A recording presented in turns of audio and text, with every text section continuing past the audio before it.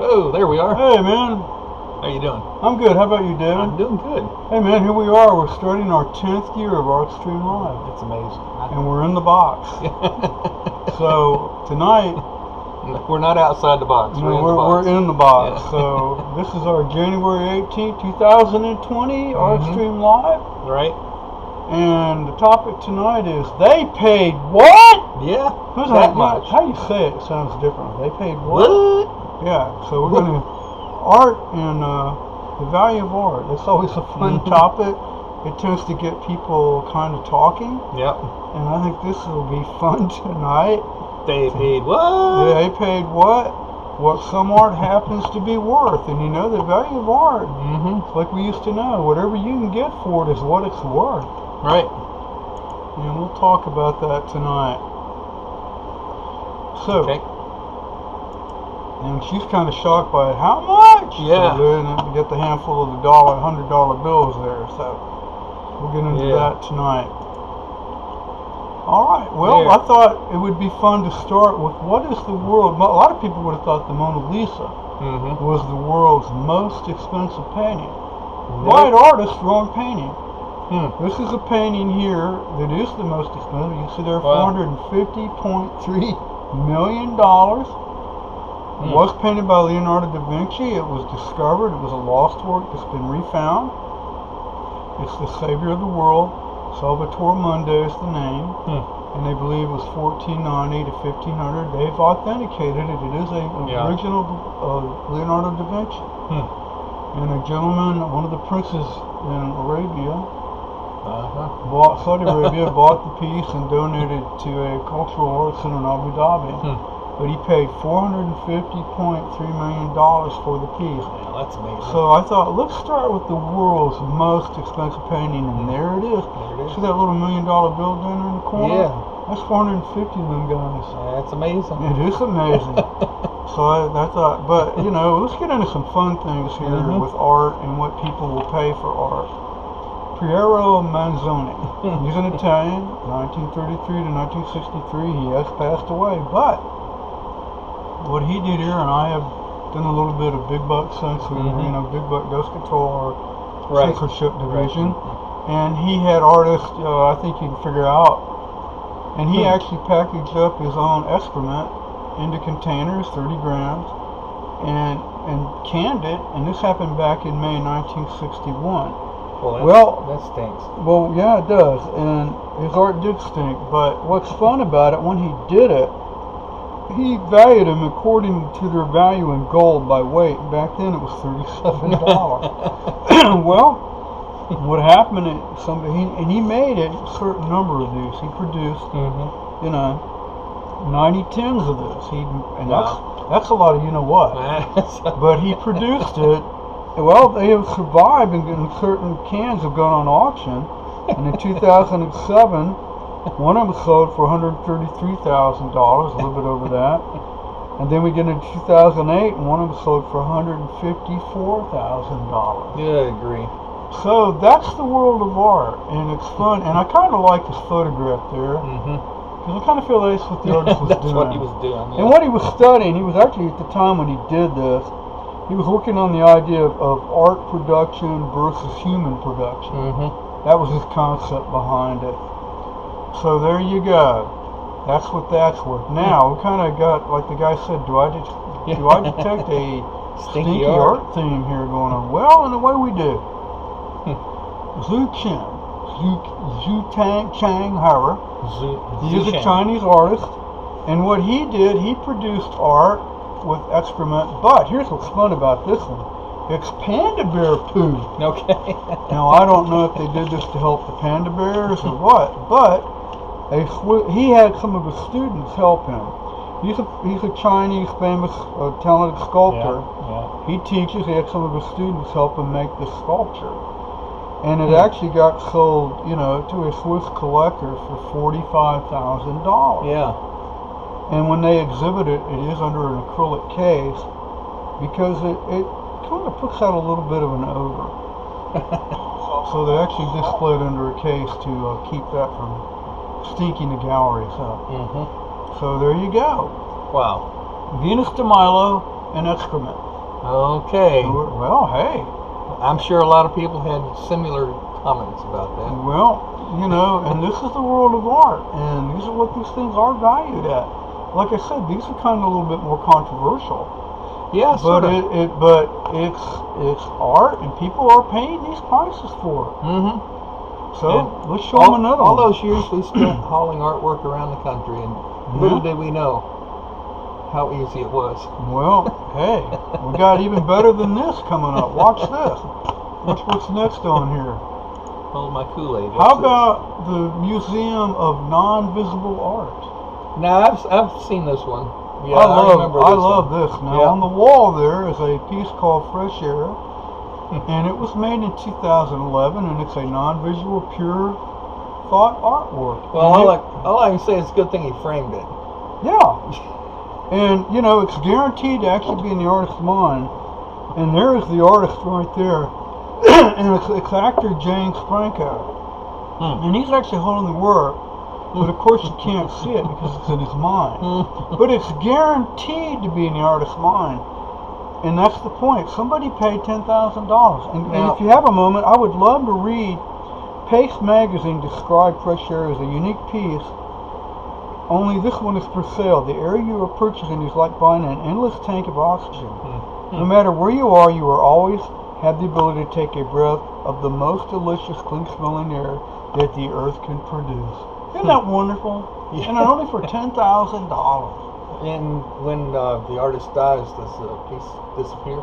Well, you know, I don't know, but the question I wonder too, do they pay for it with thought money, or is it real money? I can think of $10,000 quite I can easily. too. I got a feeling they probably had to use the real thing. Yep. So I Somebody thought, well, got there you go. shortchanged The there. Museum of Non-Visual Art, yes, it does exist. So hey, what can I say? No, I kind of like this guy, Justin Zignac, and he got the idea. He's a designer, and he was working with coworkers saying that he believed that if you package anything, you can sell it. Well, they said they didn't believe it, so he took the challenge on. He got the idea to package up New York City garbage. But what he does, like they had one time when President Obama had been in New York, he was able to collect the garbage that had been created at that event, and he started placing it in these plexiglass cubes, and he started selling them for $50. Well, people started actually buying them, and it became an art, and so he's raised them up to $100. So since 2001, he's been selling little plastic cubes of New York garbage for up to $100. That's amazing. I think that's pretty clever. Actually, I kind of like it. Proper packaging, and a lot of times, like I said, you'll get garbage that was created during a special event, Right. and that, of course, is worth more money. Of People course. they're collecting these now. So hey, there you go. Well, I'm gonna have to look at these trash cans that You may look Auburn at your and Alabama games more closely. Well, if he figured that out, you could probably get into that. But for how to package it. Now, I thought this is a fun one. Tracy Emin, British artist. This piece is called My Bed. She did it in 1988. This period of her life, she was having some very severe relationship problems. She was very depressed, contemplating suicide. She spent a lot of time in her bed. So she made her bed, and articles from her apartment or wherever she was at the time became the actual art piece. And this is actually her bed. And the sheets, I won't get into all the details, but they're stained with various bodily fluids. Some of them are feminine. But this actually went on display.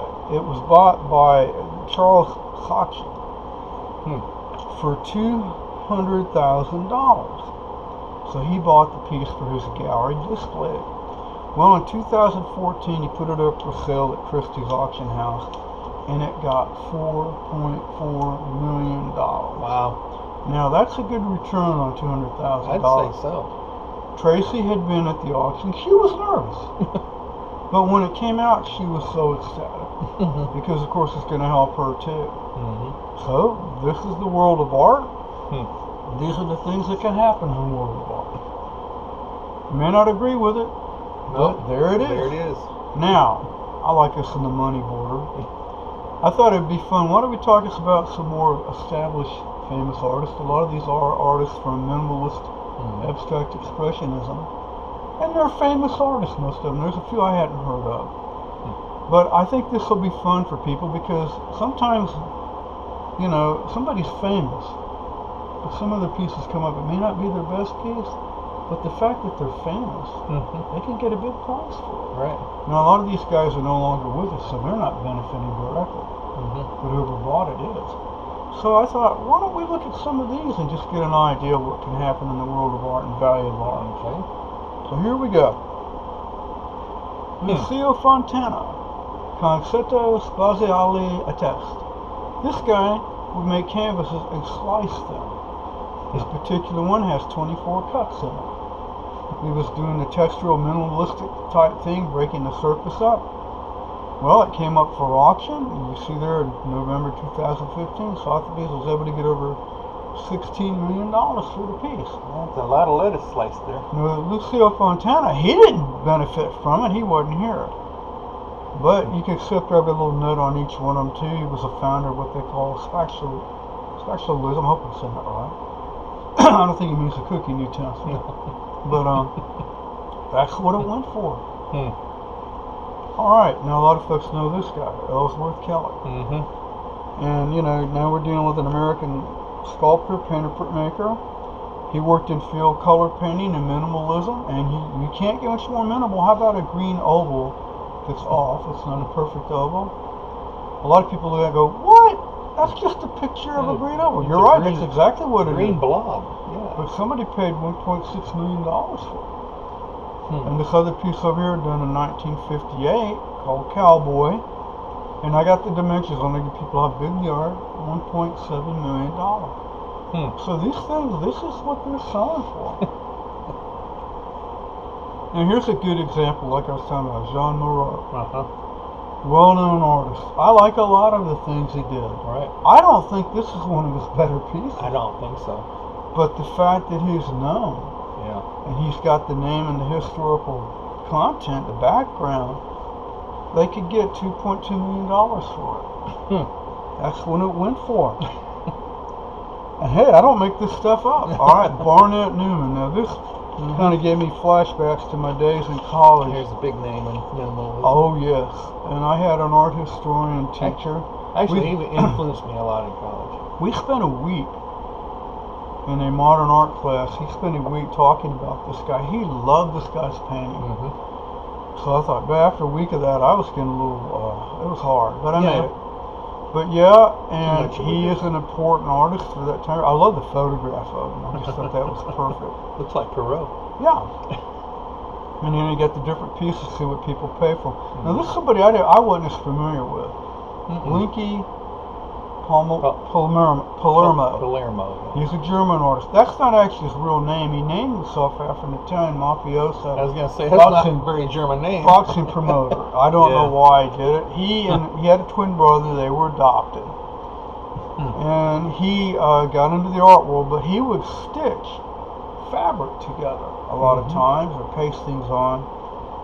And so he mysteriously died on a trip down in 1977, a trip down to the Maldive Islands. They believe he probably had some kind of an overdose issue that killed him. But his work, $1.7 million. There you go. So that's another one. Now here's a famous one, Gerhard Rittner, considered one of Germany's most incredible, important modern artists. But you want minimal? Yep. Here it is. It's actually a mirror with oil paint, and you can see the dimensions, pretty good size, for $1.1 million. So if you want to pay $1.1 million, if you can get it for a red rectangle, not a bad day's work, I don't think. Just a side note. Yes. He didn't title his paintings, he put a serial number on them. And the reason he did that was to prevent anybody from claiming anything was theirs that they did, trying to replicate his work. So everything has a serial number on it. And one guy did try to do some reproductions of them, but because of the serial number thing, he got caught. Yep. side notes. That's a good side note. All right, Mark Rothko, American. And a lot of people are very familiar with his work, and a lot of people go, what? These are just rectangles. Well, you know, one of the things, he never did want to really describe his paintings. You notice a lot of them have no title. He didn't want to influence people. What he was really after was a sense of capturing emotion through paint. He said one of the greatest compliments he could ever get was when people were in a gallery or museum looking at his work, some people would break down in tears. And he thought, to him, that was the ultimate compliment, because he felt they understood his work and they were getting what he was trying to do. He was apparently quite an emotional gentleman. He committed suicide, unfortunately. But you can get an idea of what his works go for. One went for 86.9 million. Orange, red, and yellow, 46.5 million. 28 million. And good sized pieces, very large. So this is what the market can do. The value of art, this is how it works. And what's going to, now I've always found, Twombly. I've had difficulty I know. warming up to this guy. Well, you know, that looks like a chalkboard there on the right with scribbles all over it. Well, I saw a piece of his sculpture once. Yeah. That a private collector collected. And actually there were friends. It was the people in New York City who lived in a tiny apartment. Some of the best, biggest collectors of art. Anyway, it was a piece of coat hanger wire. Yeah, well, and it was just bent a couple of times and nailed to the wall. And he was a sculptor and photographer, and he belonged to the generation of Robert Rauschenberg, Jasper Johns. And a lot of them were large scale, but basically freely scribbled, like graffiti art, and solid fields of color. So usually you worked over tan or gray or off-white colors. But here you can see, now I've tried, when I could get dimensions, I've tried to put them on it to be know how large these are, but look, $69.6 million. Now the artist didn't hear, he's not benefiting from it. Now one down there, I guess it's chicken feed, 3.74 million. But this is what they're going for. So whatever you think of the art on an aesthetic level, this is what they're getting for it. That's right. Now some of it gets a little more direct. The next one I kind of like. A lot of tater chips. Yeah. Now this guy, if you want to look him up on the internet, go for it. See some of the other words he uses in his art. They're not always very nice. I can guess. Yes. But I kind of like this blue full. And I'll say this, less materials than enamel on aluminum. It's going to be around, but look at the size of this thing. That's big. That's big, you know. 9 by 6 feet. It's 9 by 6 feet. Good size. 5 million. Not a bad day's work. No, and you know, keep in groceries for a while. And this guy, you know, he like I said, a lot of them are like he lives in New York, and he's incorporating issues surrounding the post-conceptual ideas. Now I don't quite know what we mean by post-conceptual ideas. When you look that up, you get different ideas behind it. But like I said, some of them are just like a slap in your face. And people pay to get slapped in the face. And hey, so there you go. So these are paintings, and I thought, well, what about photographers? Okay, well, this guy's an interesting gentleman, Kevin Abosh. He's Irish. Now he does a lot of portrait photography, and he's doing some famous celebrities. Now one of the things he said he likes to photograph are potatoes. Now, this is one of his particular favorite ones he did. This is Potato 345. Now, this was in his studio hanging. He had one of his collectors over for dinner, and the collector continued looking at the pieces they had the meal. The collector really liked it. He wanted it. Well, the artist said, it's not for sale. It's one of my favorites also. I want to keep it. Well, the guy kept pushing and pushing. When he hit the right level, hit the right number, the guy let it go for $1.5 million. So, and even Mr. Potato Head, he said, man, now that's some good art. That's right, man. Uncle Joe went for a fortune. So, you know, if you can get it, you can get it. Now, this guy, he's interesting, Andreas Gursky. He's German, and he teaches. And, you know, he does architectural photographs.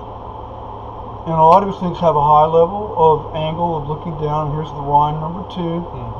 In 1999, he did this. 1999. Well, this has been the world's most expensive photograph. 4.3 million dollars. And see how large it is. Yeah. It's 6 by 12 feet. It's a big image. Well, so far as we know, that's an auction record. That's the highest paid photograph. So, and I think if he teaches, I'm going to see if I can do this right. Akademie Düsseldorf in Germany is where he teaches. I probably just messed that up. But he's an actual professor. And so, right now, as far as it really established records, that's the highest valued photograph. But we've got a guy that's contending against that in the next one. This gentleman, Peter Lick, he's from Australia, and he claims he's got the world's most valuable photograph called Phantom, and he's a landscape photographer. A lot of people in the art world don't care much for him because he does. I don't want to degrade his work, but he does what they call pretty pictures. They're nice landscapes, very colorful, very nice. This particular one happened to be in the black and white. And he claims that a private collector purchased that piece from him for $6.5 million. Now the question marks are there for a reason. Since it's a private collector, it's hard to verify. The New York Times has taken an argument with it, said no, he didn't really do it. But he claims he has. Now he has had photographs up pretty high that are in auction records, but not that high. But he claims that he has the world's most valuable photograph now. So I thought I'd include it just to let people know. Now, we had famous banana. The famous banana had to do this. I have actually had the pleasure of being able to go to Art Basel, and it is down in Miami Beach. It is a big deal. Galleries from around the world, art dealers, they come in there and they set up things you would not believe. I saw a gallery from Germany that hauled slate rock to lay a floor. And it's a big deal. Now Maurizio Catalan, he likes to poke fun with art. He does a lot of sarcastic, satirical pieces. He's the guy that came up with the idea for the duct tape banana. He's the artist. And as people know, now he called it comedian, and it did sell. There was a couple that paid $120,000 for it. They bought it because they think it's going to become an iconic historical object. Now, whether it will or not, I don't know. They actually sold 3 of them. They gave them directions on how to replace the banana. But, you know, this is the world of art. And they got $120,000 for a very little bit of investment. Well, you know. I did one with a light bulb. Yes. And duct tape. And perhaps I thought it was superior because it was a social comment about the light bulb. It's a 100-watt light bulb. And at the time, it was illegal to sell those. Well, maybe we should post that on the next webisode. We need to do that. It's permanent too. I mean, light bulb, you don't have to have directions. We need to do a follow-up then. Why don't we just guarantee to do that next month? We need to show that to Since them. it's slightly superior to this one, I only marked it up $5,000. It was quite a bargain. And it might be superior as you state. But I think what's coming up next may top anything. Yeah, I think of the 2 artists, this one's the superior. This guy is the real artist. That's right. David Datuna. He comes from Georgia, over in Europe. He is an American, born 1974. He's the guy that walked up, peeled the duct tape off, and ate the banana at the Art Basel. And he did it on, of course, with our technology, it went out over the web. And he called it's a performance piece. He called it Hungry Artist. He did it in 2019, and to me, this is priceless. That's I love this. And what he did, and he's a pretty good artist. People look him up, and he's got some pretty neat painting. But he is an installation artist, and what he said was he's not apologetic at all. He says it wasn't vandalism, it was an art performance for me, and I am absolutely not sorry. He held a press conference, and what he said, like the gallery said, it's not a banana, it's a concept. I just ate the concept of the artist. So I think this is cool. That's right. And you know what? I think it's cool too. He didn't eat a banana. He ate the concept. And this is what art does. If you want to put a banana on the wall and duct tape it and call it a concept, then he did not eat a banana. He ate a concept. That's right. We can come full circle here with some cans. Well, that's what I'm saying. I was thinking the same thing. He could do like a Buddy Perot Manzoni and go ahead and take the end result and take it the next step. Right. But you know, talking about priceless art, I think the next slide's even more priceless. There it is. Our co-founder of ArtStreamLIVE, Charles Smith. And we wanted to give an update of what's going on with Charles right now. And Charles has got an exhibition going on. And the exhibition title is From the Kingdom, Charles Smith. And it's over at the Oro Keith Museum in Biloxi, Mississippi. Right. It's in the gallery, their gallery called the Vauravage Gallery of African American Art. It opened on December 3rd, but it's up through the 7th of March in 2020. Plenty of time to go see it. People have plenty of time to go see it. They've got a lot of nice things they're saying about Charles's work. And, you know, one of the things Charles said during the interview, which I really liked, he talks about how he uses Mother Nature. He says they are the patterns, they are the shapes and patterns of nature, and until Mother Nature finds it necessary to rediscover herself, I'll remain content to follow her lead.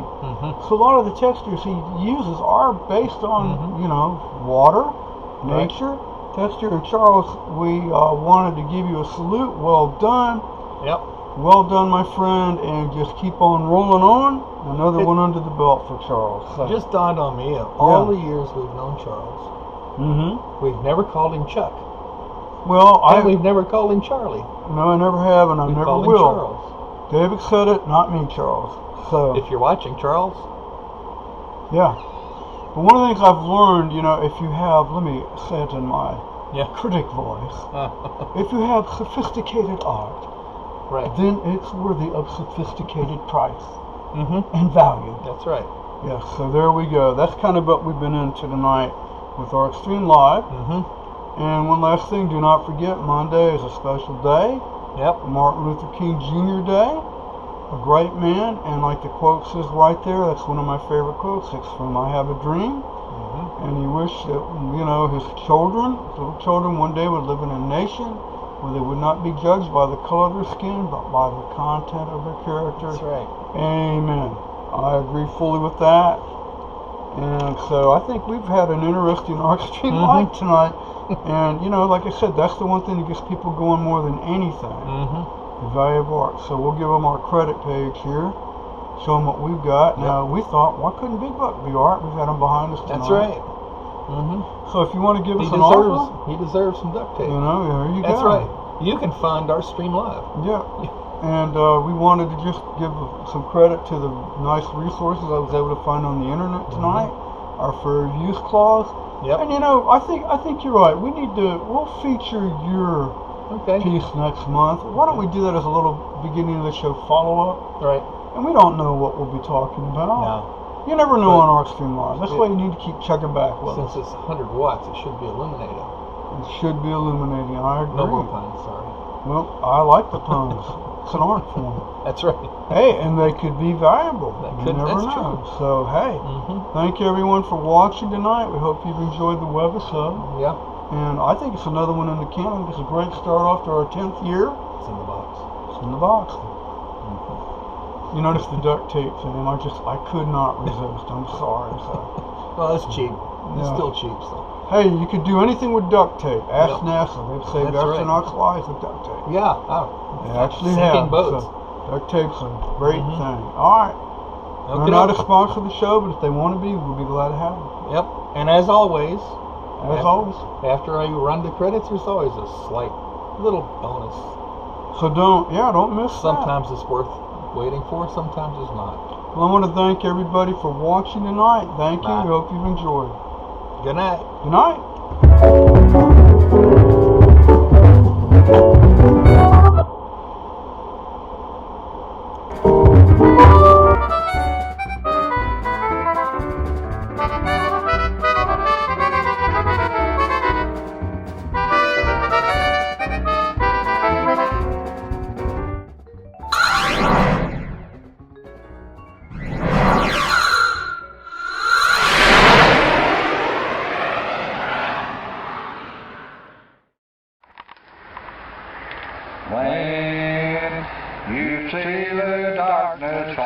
falling, darkness falling. Hey, you stand there, please show me. When you see the darkness falling, darkness falling. You'll come